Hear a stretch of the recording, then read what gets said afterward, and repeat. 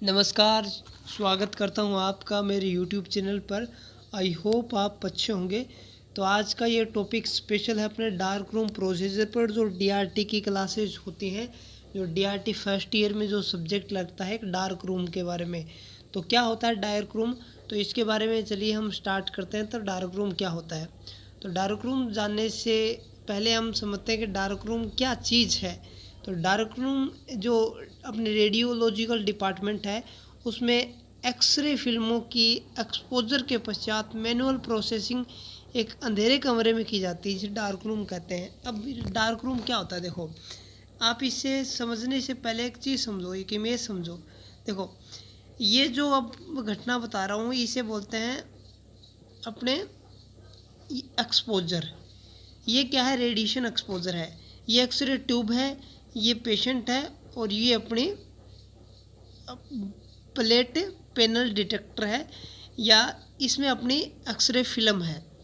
ठीक है, अब एक्सरे फिल्म इस पेशेंट के नीचे लगाते हैं। यहाँ से क्या पड़ेगी, रेडिएशन बीम पड़ेगी, रेडिएशन पड़ेगी, एक्सपोजर करेंगे। एक्सपोजर करने के बाद इस फिल्म को, ये फिल्म अब अपने नॉर्मल अपनी आंखों से दिखाई नहीं देती इमेज, यानी लेटेंट है।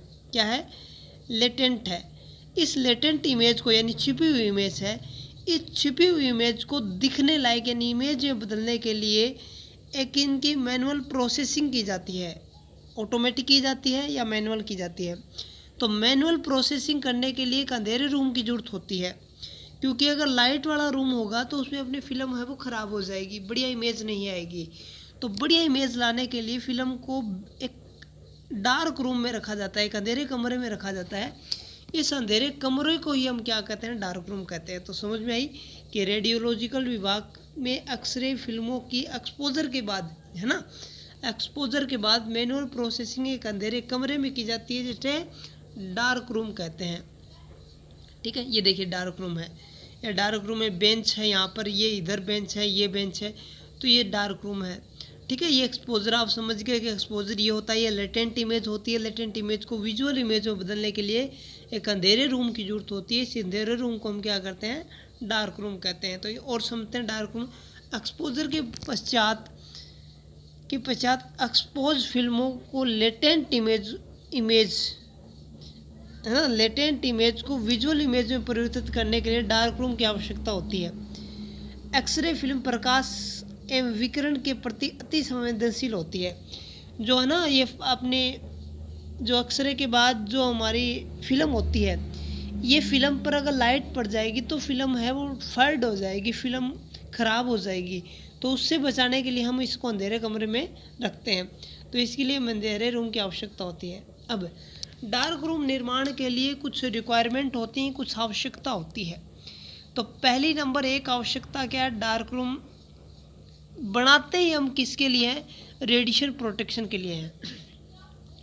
तो विकिरण से बचाव के लिए डार्क रूम की दीवारें कम से कम 9 इंच मोटी कंक्रीट की बनी होनी चाहिए। या अब 9 इंच मोटी अब हॉस्पिटल वाले क्या करते हैं कि हॉस्पिटल में दीवारें, बीच में बड़ा रूम होता है, और बड़े रूम में मान लो एक अपने एक्सरे यूनिट लगा दी, और यहाँ पर अपने को डार्क रूम है, तो यहाँ पर दीवारें नहीं होती, यानी काठ बोर्ड का यूज़ किया जाता है। तो अगर आपके पास दीवारें नहीं हैं तो हम क्या करेंगे, 1.5 mm की क्या करेंगे, मोटाई की, अपने रेडिएशन से बचने के लिए एक और अपने लीड की दीवार लगा सकते हैं। या तो 9 इंच की दीवार हो, या 1.5 इंच अपनी क्या होनी चाहिए, लीड की अपनी परत होनी चाहिए। ठीक है, इसे डार्क रूम के अंदर रेडिएशन नहीं आएगा। दूसरा, फ्लोर। डार्क रूम की जो दीवार, जो फर्श होते हैं वो आसानी से साफ होने वाले होने चाहिए, मतलब टाइल लगी होनी चाहिए। क्योंकि जो भी अपने केमिकल यूज में लेंगे ना, डेवलपर फिक्सर काम में लेंगे, वो फर्श पर उनके जो धब्बे हैं वो चिपके रह जाते हैं। तो उनको आसानी से साफ करने के लिए हमें टाइल वाला फर्श होना ज़रूरी है। फिर है डार्क रूम की दीवारें।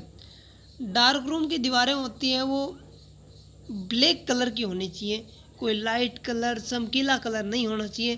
क्योंकि चमकीला कलर वापस फ्लेक्शन देता है, और जब वापस रिफ्लेक्स पड़ेगा तो हमारी फिल्म क्या हो सकती है, ख़राब हो सकती है।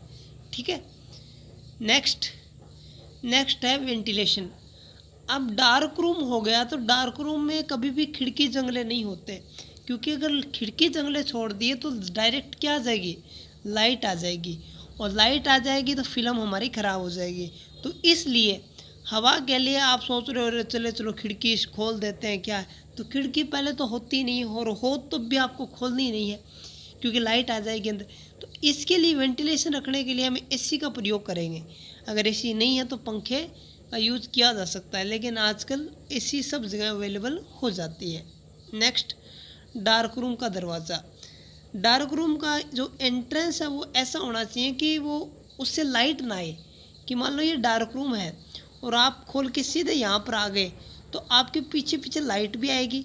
तो ऐसा दरवाज़ा होना चाहिए जो लाइट को यहीं रोक दे, अंदर ना आने दे।